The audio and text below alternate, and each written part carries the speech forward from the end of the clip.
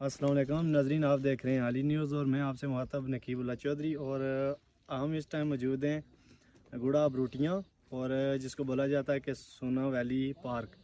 और यहाँ हम आपको दिखाते हैं ये यहाँ पे मनाजर जो आप देख रहे हैं यहाँ के। और कुछ हम आपको नीचे जाकर दिखाते हैं जहाँ पे हम आए, जहाँ पे उन्होंने पार्क बनाया हुआ है और जहाँ पे रेस्ट हाउस भी बनाया हुआ है। रहने के लिए भी सब कुछ है यहाँ पे मौजूद, और खाने पीने के लिए भी आपको यहाँ पे सब कुछ मिल जाता है। तो नेक्स्ट हम आपको नीचे जाकर दिखा रहे हैं यहाँ पे जो ये पार्क इन्होंने बनाया हुआ है।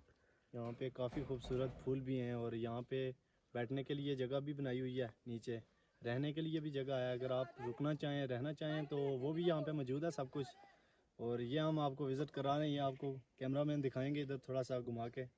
यहाँ का माहौल यहाँ पे बहुत अच्छा है, लोग दूर दूर से आते हैं यहाँ पे घूमने के लिए। और इस जगह को बोलते हैं गुड़ा बरूटियाँ, और ये सोना वाली पार्क के नाम से मशहूर है।